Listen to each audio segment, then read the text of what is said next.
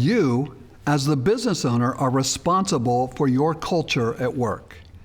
There was a great research study done about what makes employees, and for that matter, all of us, happier people.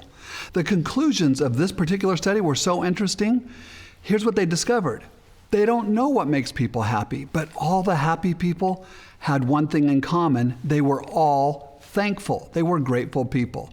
Let me tell you about this study. It was Dr. Emmons from UC Davis and Dr. McCullough from SNU. And they were curious about why some people seem to have more happiness and a greater sense of well-being.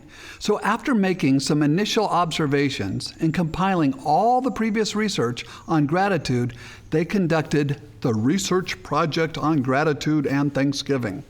The study required several hundred people. The first thing they did is they brought in all the research participants. Again, 300 people. First thing they did, they gave them a bunch of personality tests, indicators about well-being. They looked at all of that research. Okay, now they have a baseline, and now they're going to say, we have a little project for you. You have to keep a daily diary for the next 3 months. But you know what? There's too many people here to do this all at once. I'll tell you what, 100 of you go into this room over here, 100 of you stay here, 100 of you go into that room over there.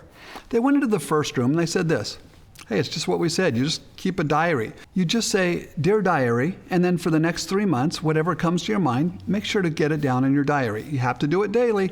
Come back in 3 months, we'll test you again, and then we will find out if anything's changed. Okay, second group. They went in and they said, life is hard, isn't it? I mean, it's just so unfair. These unfair things happen to people, and it's bad, but it's not their fault. So every day for the next 3 months, please record the unpleasant, unfair things that you see or that you experience on a daily basis. Then come back in 90 days. We'll give you the same test. We'll pay you for the research study. Those people received their new diaries and then they departed. The researchers went into the final group. They looked them in the eye and they said, life is awesome, isn't it? I mean, life is so great, but sometimes because of all the hustle and bustle, we forget to slow down and just be thankful people. So every day for the next 3 months, we want you to watch for all the things in life that you could be thankful for.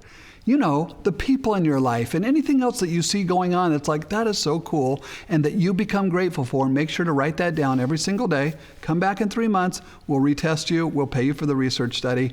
And everybody went home. 90 days later, everybody comes back, and they took the exact same battery of tests they had taken the first time. Unbeknownst to all the research participants, they took all of those diaries and just disposed of them. But what they wanted to do is say, what has changed? Well, guess what? Group 1 ended up to be the perfect test group. Why do I say that? The group that simply wrote Dear Diary and noted their thoughts about the day, they experienced absolutely no statistical differences in any of the personality indexes or sense of well-being indicators. So we know that simply keeping a diary did not ultimately change anyone's perspectives on life. But what about the second group?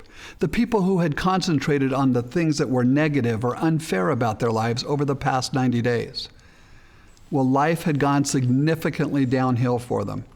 They had gained more weight, they had missed more days of work, they had become more depressed, they were taking more prescriptions, and they had isolated themselves from others far more often. Basically, friends, they had become sad people. The final group, the gratitude group, their experience was pretty much the exact opposite of those looking at the negative things in life.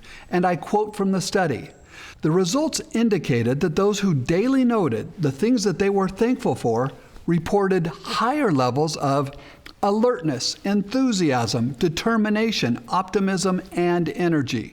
Additionally, the gratitude group experienced less depression and stress, was more likely to help others, exercised more regularly, volunteered more hours, and made more progress toward their personal goals. And in a surprise to the researchers, according to the findings of their study, the people who felt more grateful also were more likely to feel more loved. Why did that happen? They didn't know. That was their follow-up study. Business owners, listen up. You know that attitude really is everything when it comes to your frontline employees, your sales team. But you must remember that you and your team members, you can in fact control your attitudes. And most importantly, in my opinion, you as the owner can lead others to focus on the brighter side of life. Here's the bottom line. Business owners must take responsibility for the culture of their companies.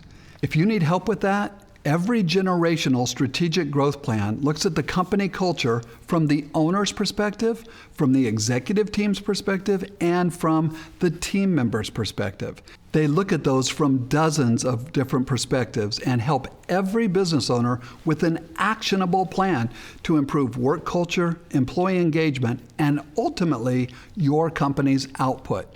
So what are you thankful for? At Generational, we're thankful for you and the opportunity to serve business owners who are making a difference.